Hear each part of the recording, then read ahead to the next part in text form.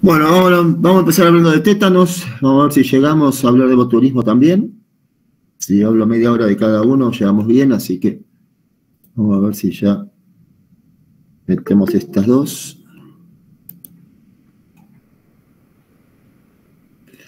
El lunes que viene pueden dormir más porque es feriado. Así que el feriado tan merecido.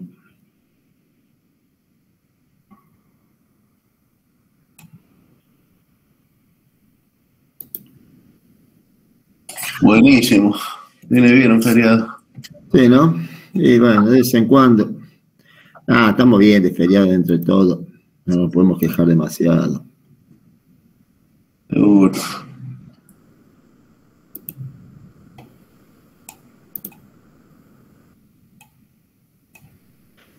Bueno, vamos a empezar hablando un poquito de tétanos, y esta es obviamente la imagen clásica, el clásico opistótonos, una contractura generalizada, los miembros inferiores en extensión, los superiores en flexión, la curvatura de toda la columna, pero bueno, es una imagen, no deja de ser una imagen, pero de alguna manera grafica lo que la enfermedad puede llegar a generar. Pero, de todas formas, hay que siempre tener en cuenta que las presentaciones clínicas no son siempre como las que el libro indica, sino que pueden ser subagudas, pueden ser con carencia de signos y síntomas, todo lo cual hace que cuando uno no tiene una concreta, por lo menos, opinión o por lo menos conocimiento de esa afección, muchas veces puede pasar la misma totalmente desapercibida o por lo menos no diagnosticada. Y eso lamentablemente retrasa en muchas oportunidades un diagnóstico que tiene que ser rápido, concreto y expeditivo, el diagnóstico y el tratamiento fundamentalmente de algunas afecciones que hoy en día se ven menos, y eso también representa una dificultad, porque al verse menos, a veces se piensa menos. Y la gran mayoría de los médicos jóvenes, estas enfermedades por ahí no las vieron, razón por la cual esto retrasa lo que hace al diagnóstico y al manejo, que debe ser rápido, expeditivo y resolutivo. Estamos hablando de una enfermedad, por supuesto, mediada por una potente exotoxina, perteneciente a la bacteria al género Clostridium, que como todos los Clostridium son anaerobios estrictos, y cuando las condiciones de anaerobiosis así lo favorecen, producen las distintas toxinas que van a reflejarse en la clínica de ese paciente. En ese contexto, la exotoxina va a generar una contracción tónica persistente con exacerbaciones, que son los espasmos o paroxismos. En general comienza a nivel de los músculos de la cabeza y el maxilar, causando obviamente la contractura de los maceteros y por ende la imposibilidad en general de separar las arcadas dentarias. Y eso es lo que se conoce claramente con el nombre de trispo. También afecta a los músculos del tronco más que de los miembros y también genera en muchas ocasiones disfunción autonómica.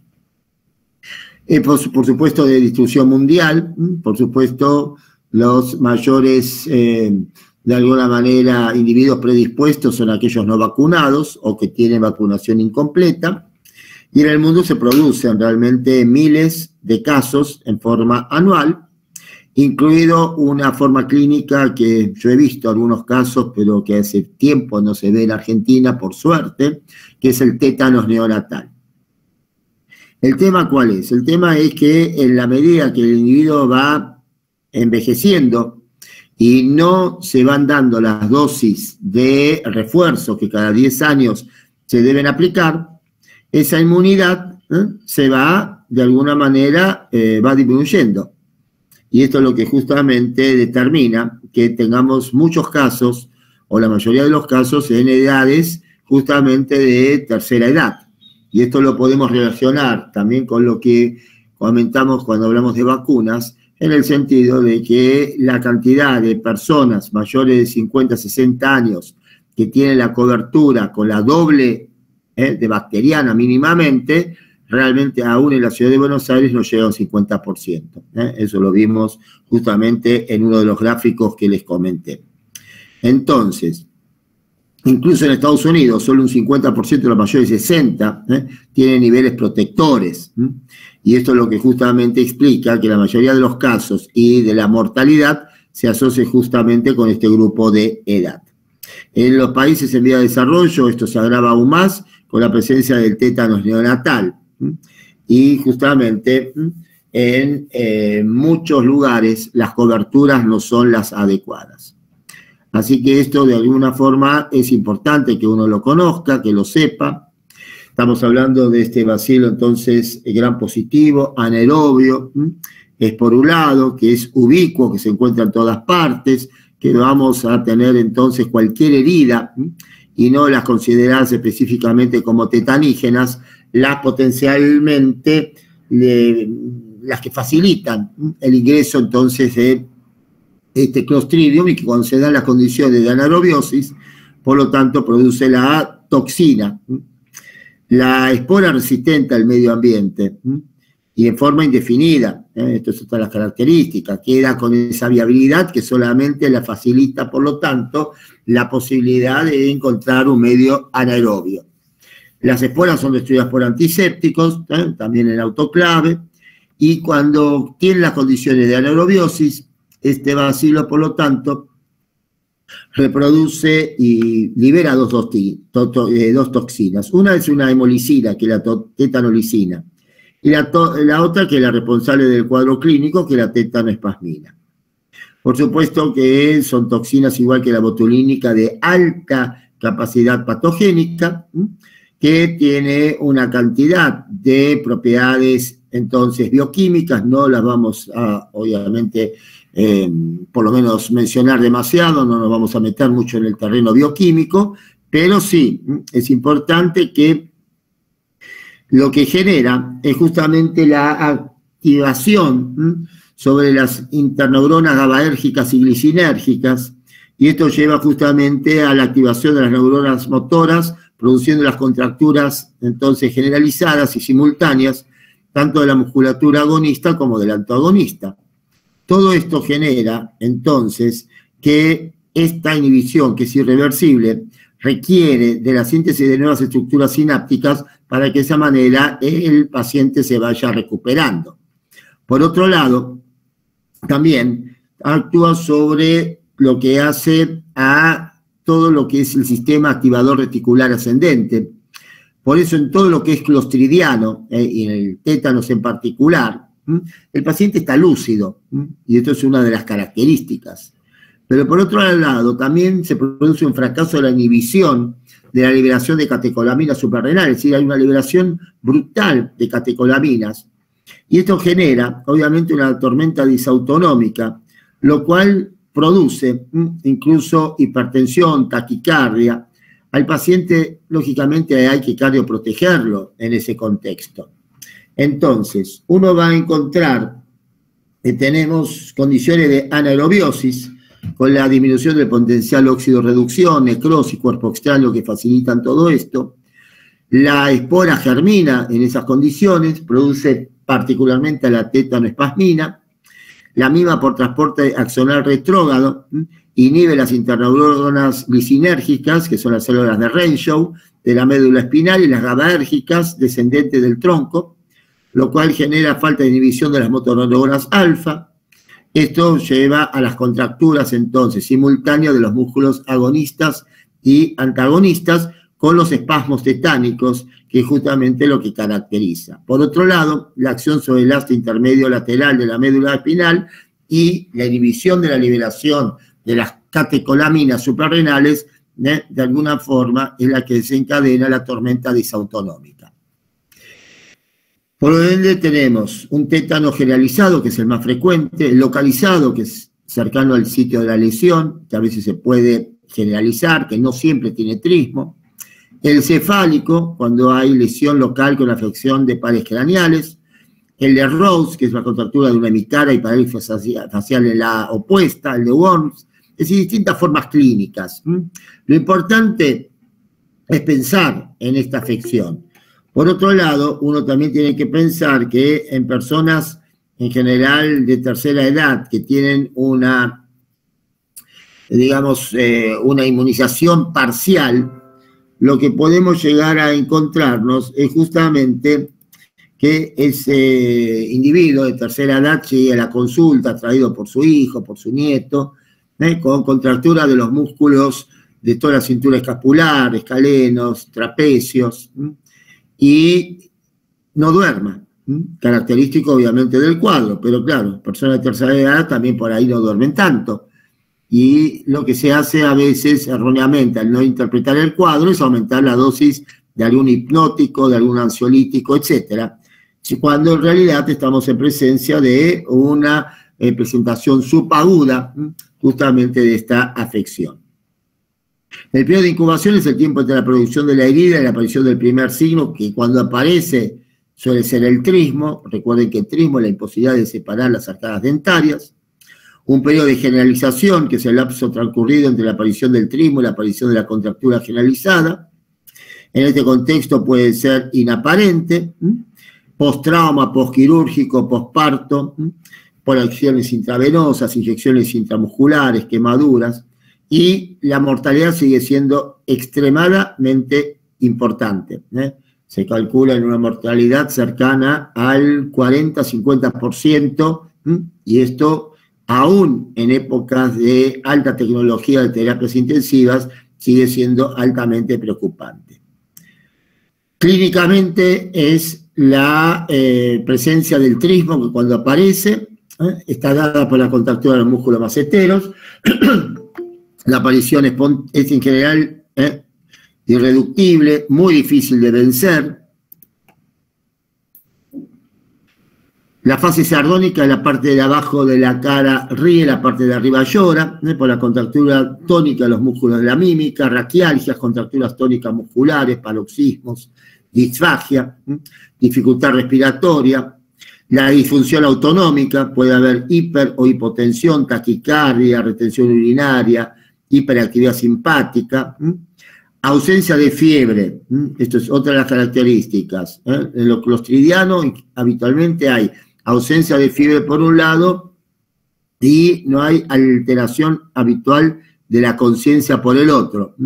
Entonces, otra de las características propias de lo que hace justamente a esta enfermedad clostridiana.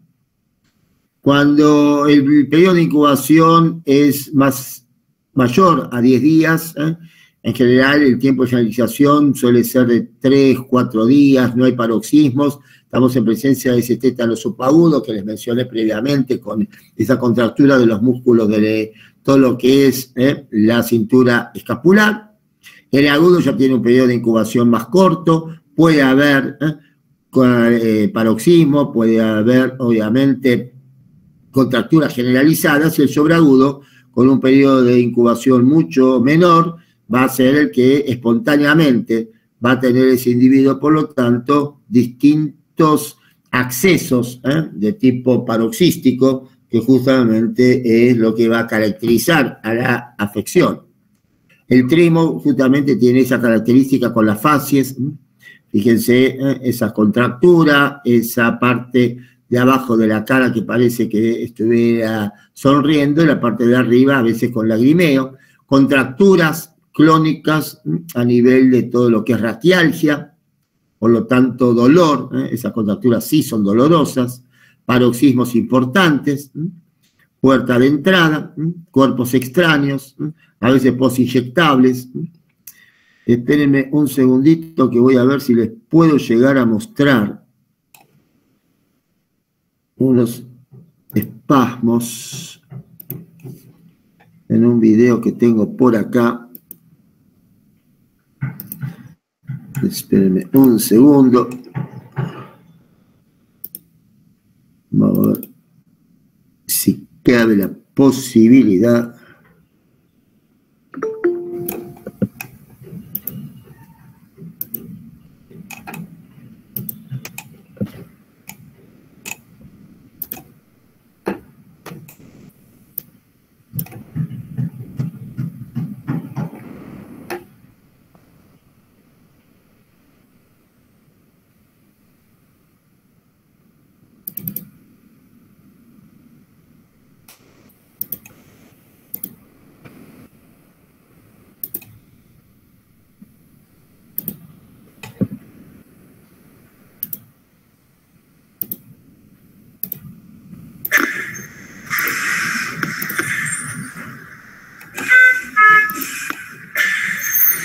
¿Lo ven, no? Sí, supongo que sí. Sí, profe, sí. Sí se ve. Bueno, ahí están los espasmos, paciente que está respirado, obviamente. Era una unión de una amputación, fíjense que... Este era un chico de 13 años que se clavó un alambre de púa y que empezó con un abdomen agudo por contractura muy importante de los rectos y pensaron que era una apendicitis y lo operaron. Y era un tétano sobreagudo que comenzó justamente con la contractura de los rectos y pensaron que era justamente un cuadro apendicular. Por eso ahí lo están curando, después lo derivaron al hospital y está todavía con los drenajes. Le sacaron resto de Shin justamente cuando lo terminaron de operar. Ahí se dieron cuenta que tenía una herida en la nalga. Que había consultado, pero que evidentemente no compró la medicación, es decir, la vacuna y la gama. Ahí ven justamente, esto es un postraumático.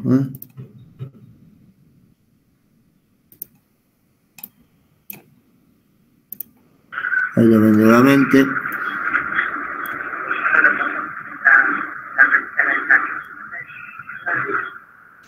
Chico después pasó a la sala nuestra, se recuperó, pero bueno,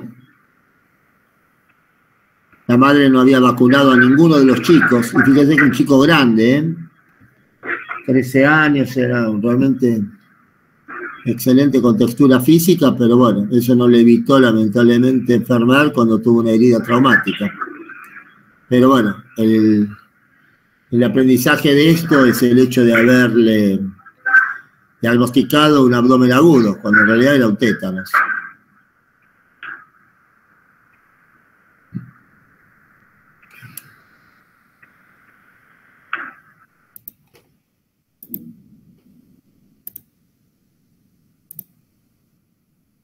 Así que bueno, ahí ven a veces las cosas que uno ve.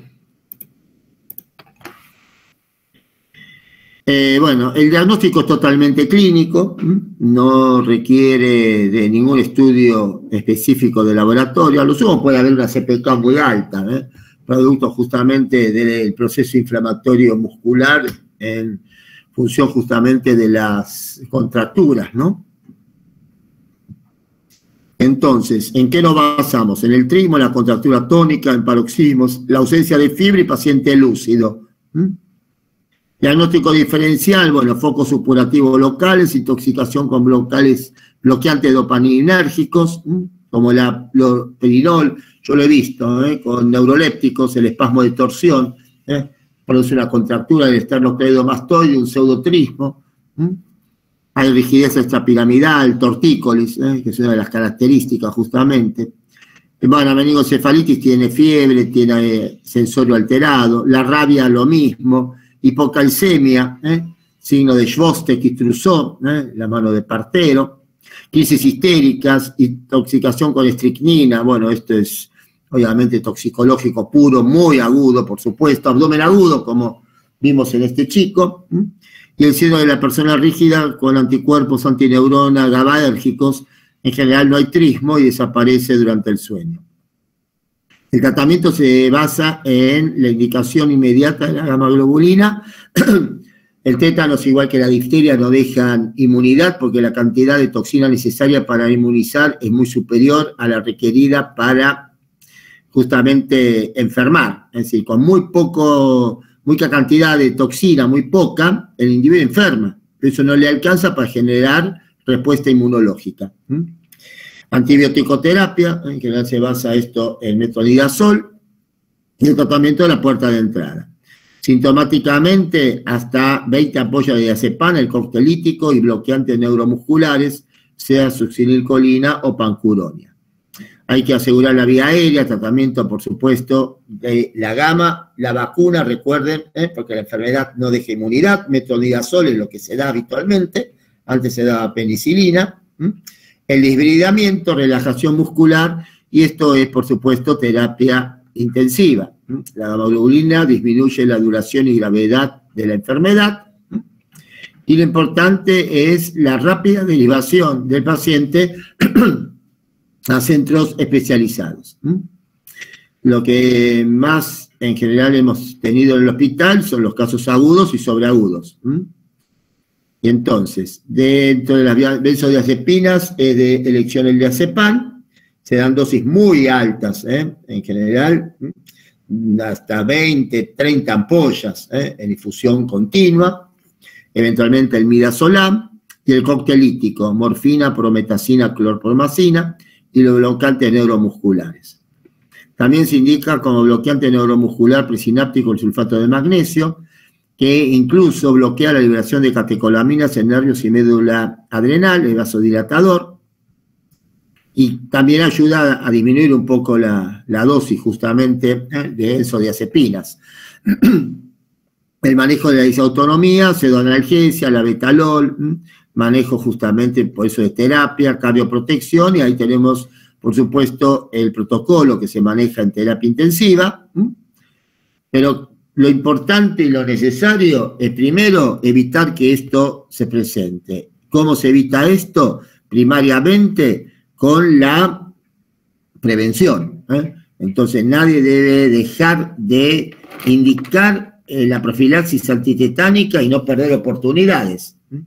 Con esto ya vamos a tener el principal elemento protector, que es justamente la prevención, es evitar la presencia de la enfermedad.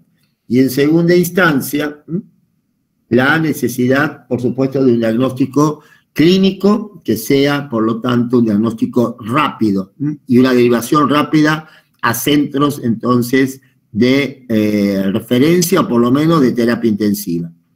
La puerta de entrada, en general, cutáneo mucosa, representa la principal de ellas, los intramusculares también. De esto vamos a hablar también el miércoles, ya que estamos con, por lo menos hablando de Clostridium, o mañana seguramente, ¿no? Mañana por ahí podemos hablar de esto también, porque ahora veo 25 minutos, vamos a poder hablar de botulismo, así que mañana hablaremos de infecciones graves de piel y partes blandas, para seguir un poco el tema clostridiano, particularmente en lo relacionado con Clostridium perfringens.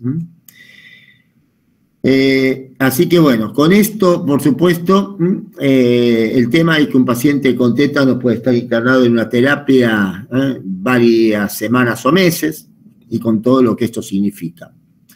Por supuesto que la mortalidad sigue siendo importante, cualquier herida hay que considerarla potencialmente tetanígena, y el individuo que va a un sistema de salud seguramente sale con la indicación. El tema es el costo de gama y vacuna, esto ya lo hablamos, y evitar estos es justamente tratar de que todos los individuos tengan niveles de anticuerpos protectores, que como vimos en una de las diapos del inicio, a partir de los 50-60 años se reduce en forma ostensible. Por eso el toxoide tetánico debe ser siempre parte de todo lo que significa entonces una adecuada prevención.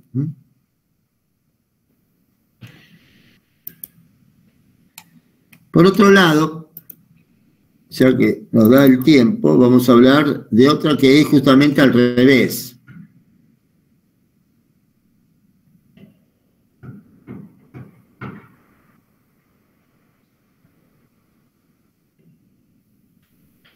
Que es justamente botulismo.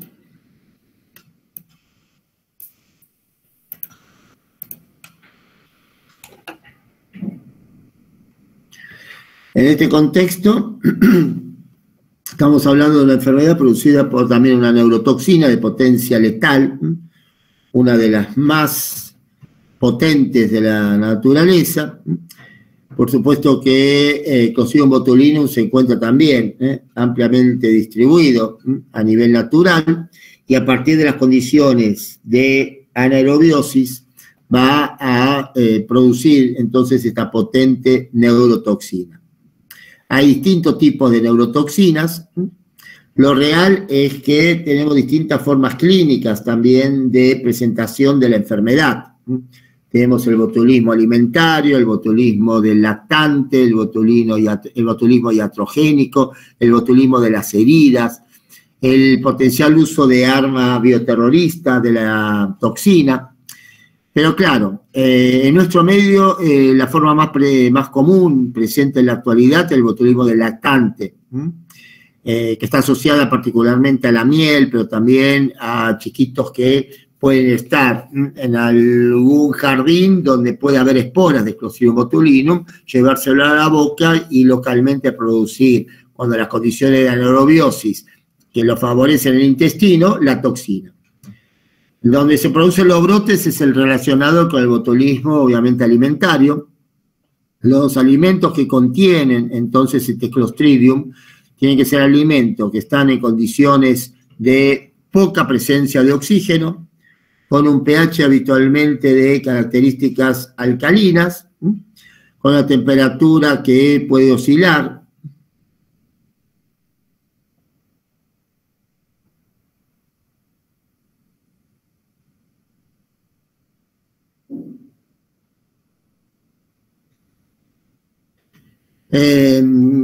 Con sal y glucosas bajas, y bueno, muchas veces los escabeches tienen esas condiciones, después vamos a hablar un poco de eso. En esas condiciones, obviamente, Clostridium germina, produce la toxina, y esa toxina, por supuesto, es la que, al ser ingerida, va a generar rápidamente la presentación clínica de la enfermedad. Entonces, cuando esas condiciones favorables del medio favorecen la anaerobiosis, esa espora pasa a la forma vegetativa, produce la neurotoxina, y por ende uno tiene que tener en cuenta también que esa toxina se distribuye en el alimento de forma irregular, que va a no cambiar las condiciones organoléctricas.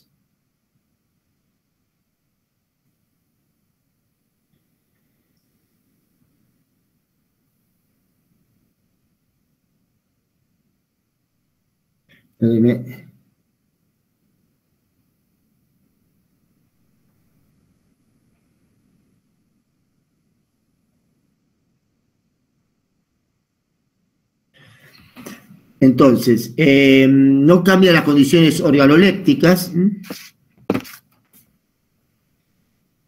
y entonces, bueno,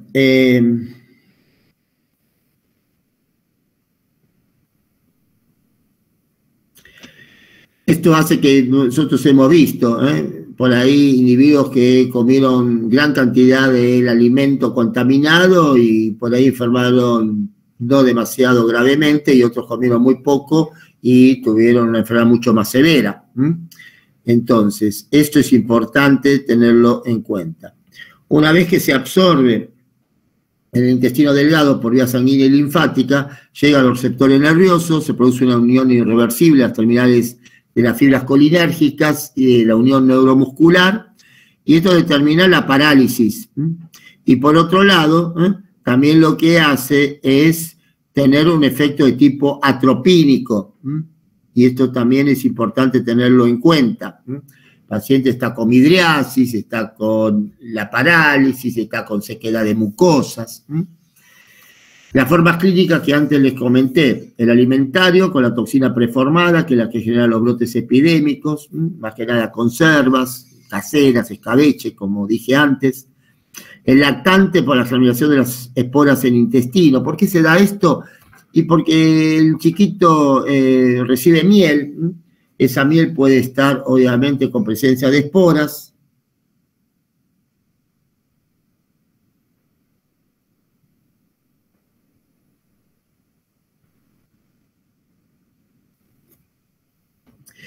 Y esas esporas, obviamente, atraviesan la barrera de la mucosa gástrica, porque antes del año todavía no es suficientemente ácido el pH.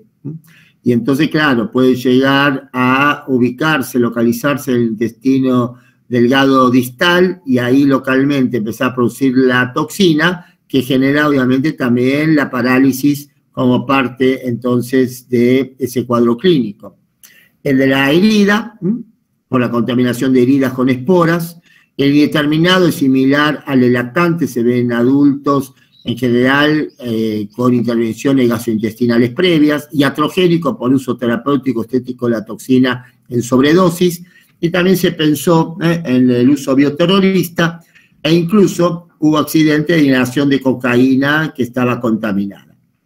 El alimentario tiene un periodo de incubación corto, la toxina ya está formada, empieza con un cuadro gastrointestinal que rápidamente da lugar a un cuadro de tipo neurológico, donde la parálisis va a ser entonces el elemento fundamental.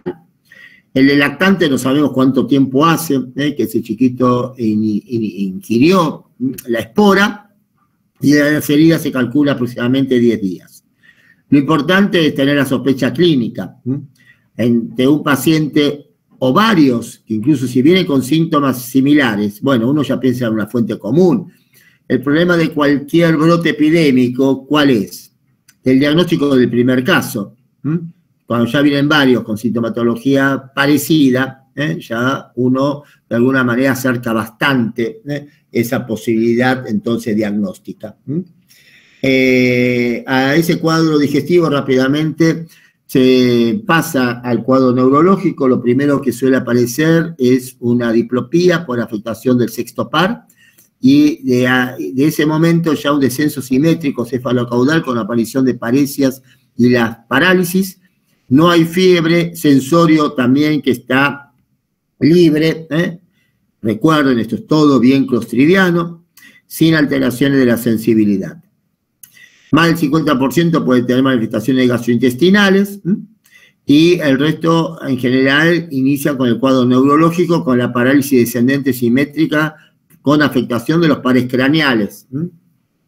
Todo esto hace que el cuadro ocular sea habitualmente bilateral, simétrico, donde tenemos una oftalmoplegia intrínseca, temprana y constante, con visión borrosa, una extrínseca con latosis palpebral, estrabismo, diplopía, y la parálisis faringolaringia, en general por afectación del noveno y décimo par, disfagia, disartria, ausencia del reflejo tusígeno, e incluso parálisis de la musculatura bronquial.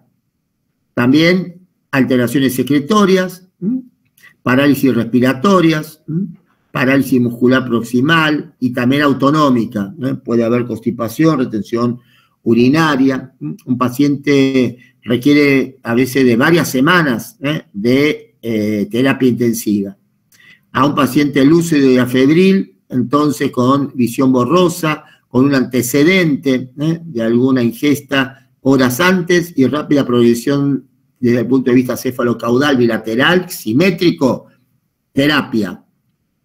A ese paciente, obviamente, le vamos a encontrar midriasis, tosis, muchas veces mucosas secas, disfagia, manifestaciones autonómicas, parálisis de la musculatura proximal, y la asistencia respiratoria mecánica suele ser bastante prolongada, término promedio, mes y medio, 2 meses. La toxina A es la que más en nuestro medio encontramos, es la que genera entonces toda la afectación ocular que comentamos recién, se queda de mucosa, disnea, constipación, y juntamente con este componente de parálisis, el componente oftalmológico prácticamente en un altísimo porcentaje de casos va a estar presente. Ahí vemos justamente manifestaciones clínicas, paciente lúcido, con la tosis, con la midriasis, diagnóstico diferencial con Guillain-Barré, la variedad Miller-Fisher, la oftalmológica, el miastenia, el Eaton-Lambert, miopatías, ACV, polio, difteria. La difteria en la tercera semana produce el síndrome de Grenet-Messard, que es una veloplegia, eso lo vamos a hablar cuando hablemos de difteria. Encefalitis tiene alteración del sensorio y tiene fiebre, y la administración rápida de aminoglucósidos que puede llevar a la producción de un bloqueo neuromuscular. También con toxinfecciones alimentarias, del tipo de enterotoxinas, y particularmente plaguicidas, insecticidas, órganos fosforados, órganos clorados, con lo cual también es importante el diagnóstico diferencial, así también con la belladona, la belladona, que es la intoxicación atropínica. Pero clínicamente uno va a tener un paciente con la parálisis descendente, simétrica, ¿Cómo se hace el diagnóstico? Básicamente el diagnóstico se determina a partir de la clínica sospechosa con todas estas parálisis en un paciente lúcido, afebril, sin déficit sensitivo, y la determinación de la toxina. Esa toxina, en esta curva amarilla, neurotoxina en sangre, en laboratorio de referencia ya puede ser determinada, más allá de la determinación de la neurotoxina en materia fecal o el cultivo de esa materia fecal. Lógicamente, la determinación tanto de la toxina como de la presencia entonces de la misma en materia fecal, a través, por supuesto, de los alimentos, debe ser enviado al laboratorio de referencia en condiciones de envío, que siempre yo lo que aconsejo es llamar al laboratorio de referencia para que nos indique de qué forma debemos mandar, por lo tanto, a esa muestra. También el electromiograma puede llegar a ser de alguna utilidad. Lo real es que ante la sospecha de la afección rápidamente tenemos que derivar al paciente por un lado, avisar a las autoridades correspondientes, porque si se trata de un brote alimentario, rápidamente se tendrán que poner en ejecución todas las medidas para eventualmente decomisar o cortar la cadena de comercialización de productos que eventualmente puedan ser los responsables de ese cuadro, ¿no? Y esto a veces pasa, que tenemos una alerta epidemiológica, Yo recuerdo morrones en la provincia de Santa Fe, mariscos en las grutas, muchos productos también caseros, vamos a decir la verdad, pero bueno, a veces han habido algunas situaciones. Recuerdo hace 3 años el hummus ahí en la zona de Palermo, acá en la capital, que estaba obviamente comercializado y terminaron 2 pacientes en la terapia del Güemes también, justamente en todo lo que significa a veces no solamente el Muniz, sino también centros de terapia de distintos lugares que hoy en día también atienden esta patología. Así que esto también es importante tenerlo en ese contexto bien en cuenta. La evolución de la enfermedad obviamente es más grave en la del tipo A, por ahí la del tipo B tiene un periodo de incubación más prolongado, la del tipo E en general más corto, pero la que más predomina en nuestro medio es justamente la del tipo A. Por supuesto, el tratamiento de la eliminación de la toxina, derivación a terapia, manejo de la vía aérea, todo esto es rápidamente necesario y además también en forma rápida la administración del suero, el suero o antitoxina, en general el que se produce en nuestro medio es el suero AB, lo produce el Instituto Biológico, es la única antitoxina disponible en nuestro medio. Hay una trivalente, que es justamente ABE, que la producen en Estados Unidos, en Canadá, en Alemania, pero que prácticamente no se consigue a nivel mundial fuera de los países de la OTAN y de Estados Unidos, en función del potencial uso de la toxina como arma bioterrorista, que es lo que se pensó obviamente con la guerra del Golfo hace ya unos 30 años atrás. Lo real es que esa antitoxina hay que darla rápidamente y justamente es una antitoxina que hay que indicarla justamente en terapia intensiva, porque es esteróloga, se produce obviamente la sensibilización de caballos, es de origen equino. La toxina se fija en forma irreversible, la asistencia respiratoria mecánica es muy prolongada y la recuperación diafragmática es muy lenta. Hay parálisis intrínseca, que es lo último que se recupera. En otras épocas la mortalidad, por supuesto, era muy elevada, hoy en día es menor, pero claro, estamos hablando de un cuadro que también potencialmente es de mucha severidad. La más común, sin embargo, en nuestro medio últimamente comunicada es la presentación del botulismo del lactante. Justamente los primeros casos se dieron en Mendoza, es la más frecuente. Ahí se produce la colonización intestinal. Recuerde que se da justamente porque en el lactante el pH gástrico no es lo suficientemente ácido como para que si esa espora es ingerida accidentalmente, sea por la miel, sea porque el chiquito juega en lugares donde hay presencia de esporas, como ha pasado en algunos jardines, en unas quintas cercanas a panales de abejas, por ejemplo, ahí la cosa realmente, si uno no la sospecha, no siempre se diagnostica rápidamente. Lo característico es ese lactante que he llevado con hipotonía, con constipación, con reflejo fotomotor lento. En los casos graves hay insuficiencia respiratoria y neuropatía craneal. Esto evoluciona en 1 a 2 semanas, se estabiliza en 2 a 3 semanas, y la detección de la toxina se puede hacer en materia fecal, que es confirmatoria, así como también en suero. El manejo también debe ser en terapia intensiva. Hay una inmunoglobulina antibotulínica humana. En general se recomienda en el botulismo del lactante no usar antibióticos porque la lisis de Clostridium puede liberar más toxina a nivel intestinal. Y si un diagnóstico es temprano, el tratamiento es rápido, el manejo es adecuado, la recuperación es lenta, pero la sobrevida es importante.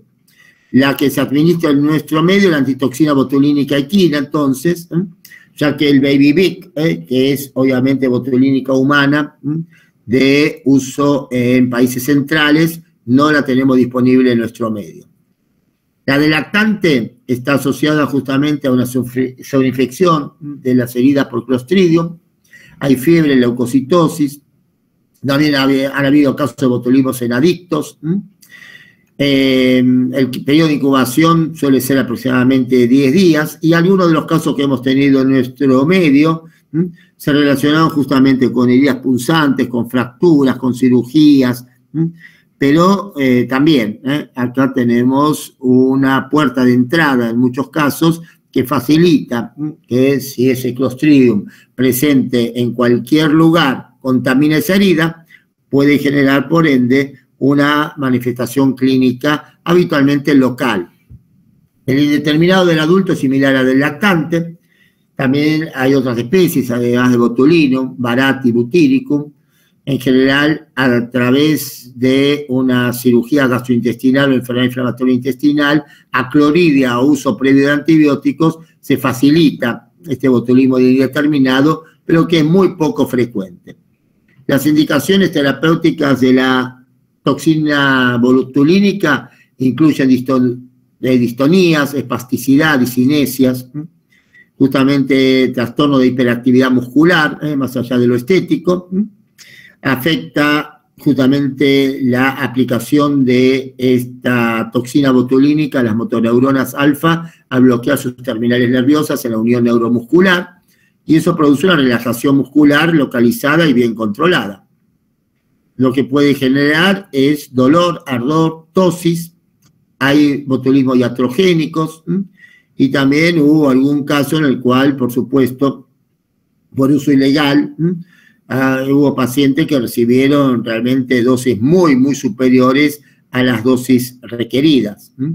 Pero bueno, son casos muy esporádicos. En el aleatorio se lo considera obviamente un agente biológico. Han habido accidentes por inhalación de cocaína, pero bueno, Guerra del Golfo, se pensó, se sabía, se decía, obviamente fue parte de lo que hace a las situaciones bélicas, en las cuales se habían encontrado cantidad de neurotoxinas botulínicas justamente en Irak, y eso podía ser utilizado justamente en la cabeza de los misiles de Scud y producir una aerosolización con la consiguiente parálisis respiratoria en 500, 600 metros, obviamente, de área, con cantidad de miles de personas que podrían verse afectado. Pero bueno, estamos en un marco teórico del uso eventualmente bioterrorista. Lo real es que también se pensó en la utilización de la toxina como fines bioterroristas a través de su por lo menos diseminación por agua, pero se sabe que el agua potable, el agua clorada, prácticamente destruye a la toxina en muy pocos minutos, lo cual también genera problemas técnicos de estabilizar y concentrar la toxina para incluso su aerosolización o diseminación. Así que bueno, estamos en un marco teórico de esta situación. En Argentina hemos tenido brotes importantes, alimentarios fundamentalmente, incluso de productos comerciales. Hoy en día el que predomina es el botulismo del lactante. La mayoría, entonces, de los casos de alimentarios se relacionan con conservas vegetales, algunas conservas animales. El lugar de aislamiento de la toxina básicamente se establece por la detección de la misma justamente en suero y, como dije anteriormente, lo que predomina fundamentalmente es lo relacionado entonces con el botulismo del lactante. Este es el que entonces tenemos que tener siempre, pediátricamente lo tenemos, un alto índice de sospecha. Las provincias que más notifican el botulismo del lactante, Buenos Aires, Mendoza, Neuquén, Río Negro, ¿sí? Las provincias precordilleranas, se dice que la aerosolización por el viento sonda, más la sequedad del terreno favorecería la presencia de las esporas de Clostridium botulinum. Lo real y concreto que ante un lactante, entonces hipotónico, lúcido, con dificultad en la succión, reflejo, succión y deglución, que obviamente empiezan a verse alterados, la consulta motivará en ese paciente lúcido, hipotónico, el floppy baby, como pediátricamente se lo denomina, la necesaria, por lo menos, evaluación y de esa manera la posibilidad de un diagnóstico que sea temprano. Entonces, la mayoría de las toxinas son A, la gran mayoría de las situaciones que hemos tenido. Por lo tanto, prevenir el botulismo alimentario significa no consumir conservas industriales dañadas, alteración del aspecto, no cambia el olor y el sabor y se distribuye de forma no uniforme en el alimento, pero puede estar contaminada también esa lata o ese alimento por otros anaerobios, los cuales sí pueden dar fetidez, y además, cuando se abre la lata, expulsan gas, y esos son elementos a tener en cuenta. El escabeche es un alimento que de alguna manera más se ha relacionado con esto, porque claro, alimentos crudos, cocidos, enteros, fraccionados, son sometidos a la acción del vinagre con adición de condimentos, con o sin sal, donde, por supuesto, a veces no hay una acidez suficiente. El pH no tiene que ser superior a 4,3. A veces, por supuesto, que uno ve los frascos justamente de escabeche a la vera de los caminos, de las rutas, y bueno, por lo menos yo sería cauto en su, por lo menos, compra y eventualmente ingesta, ¿no? Digo, todas esas que hay, por ejemplo, bizcacha al escabeche o conejo al escabeche. Y yo he visto, lo que pasa es que venden de todo. Yo he visto casos de botulismo, sí, en bizcacha en escabeche. Y además de la bizcacha en escabeche, ¿qué otro producto hay que venga en escabeche y que se venda a nivel público? Conejo. ¿Qué más?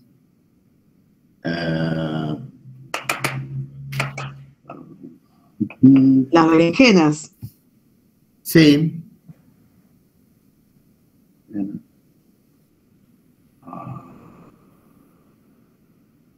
¿Ven? No, no se ve nada, profe. ¿No lo ven ahí? Esperen, a ver. Esperen que se fue la imagen. Son fotos que saqué hace una semana. ¿Ven? ¿Jabalí? Sí, jabalí. ¿Y eso qué es? Esto es carpincho, Wow. Carpincho. conejo, pavita, codorniz, conejo que dice faisán. Acá ven otro. ¿Qué es eso? Ay, no. Yacaré. Yacaré. Ajá. ¿Y esto?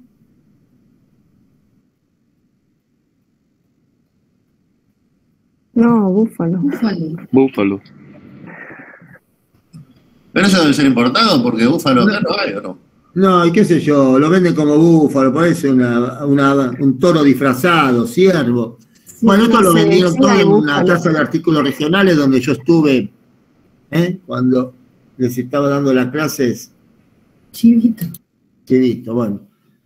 Fui por ahí por el centro del lugar y vendían todo esto. Y además, 1.200, 1.500 mangos el frasquito. La verdad que se me secaron las mucosas y no porque tenía botulismo, solamente a ver el precio. Bueno, y bueno, esto parece un producto más o menos, digamos, de cierta confianza, porque por lo menos los tenía buena pinta, por lo menos de presentación de los frascos, pero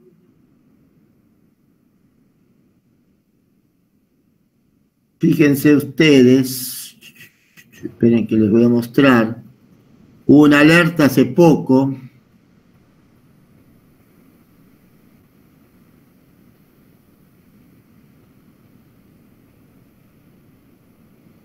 producto de una marca que fabrica quesos y pasta de maní. Esto fue hace unas 2 semanas, este producto. Sí, a pleno, que nos había mandado por... Les mandé, ¿no? Bueno. Sí, usted nos dijo, profe. Fíjense que las etiquetas ya me merecen un poco de desconfianza, ¿no? Porque parecía que las imprimí en mi casa con la computadora. Así que bueno. Bueno, yo se lo mandé, perfecto, ¿no? Porque mando tantas cosas que no sé a veces a qué grupo se lo mando.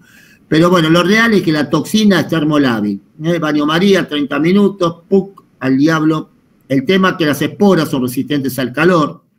Por eso el chiquito ingiere la espora y puede hacer botulismo del lactante. Si uno ingiere la espora, que puede pasar, el pH, que es ácido de nuestra mucosa gástrica, la inhibe. Con lo cual no pasa absolutamente nada en ese contexto.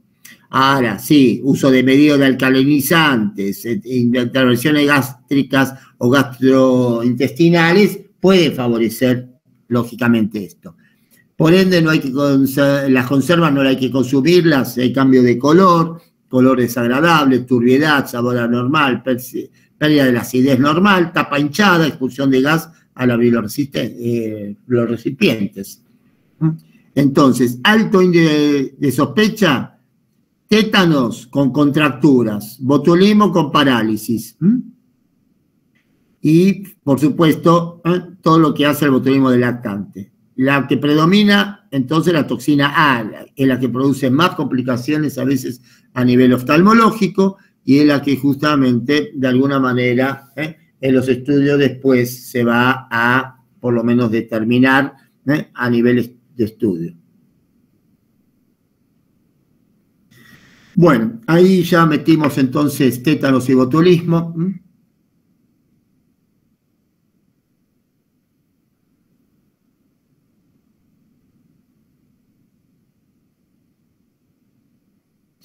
¿Preguntas? Sí, profe, buen día. ¿Qué demora la determinación de la toxina botulínica en suero? ¿Qué demora? Y no, laboratorio de bromatología te lo hacen en horas, pero tienen que ser laboratorios, en general son laboratorios de toxicología, porque pensá que son nanogramos, picogramos, son laboratorios especializados, laboratorios de la Policía Federal, por ejemplo, de Fuerza de Seguridad, son laboratorios obviamente de tóxico, ¿no? Porque vos pensás que es una toxina, entra en toxicología, no sé si en tóxico les dan botulismo también, ni cloro. No sé. Sí, nos dieron clase. Bueno, Sí. No sé si le dio lo mismo que yo o algo parecido le habrán dado, ¿no? Bien. Sí, fue algo parecido Sí, a lo que nos dio usted. mucho más toxicológicamente no le pueden decir mucho más que lo que le dije yo. Bueno, yo me baso en la clínica, ¿no? Bien, gracias. Así que bueno, gente, Staub, Patricia, ¿Eh? Seguimos insistiendo, hasta el 1 de septiembre perseveraré, trataré de preservar o perseverar, no sé, trataré de seguir preguntando. Del resto, Lucas siempre mira, no sé qué mira, el teclado, y pone el oído al lado del micrófono. No, disculpe, profesor, estaba... No tenés ningún problema, pues sos el único prácticamente que tiene la cámara abierta, o no sé si alguien más, pero los demás deben estar todavía tomando mate, algunos. Así que ahí habla. Mira mi cámara. Uy, bueno, no pero sé qué le pasó. Vos salís de las tinieblas. Sí, la intenté limpiar y quedó así que... No estuviste en Porto el sábado a la noche, ¿no? No. La tenés que limpiar con lija la cámara, Eva. Dios me libre, esto es... No puede. Puse en un algodón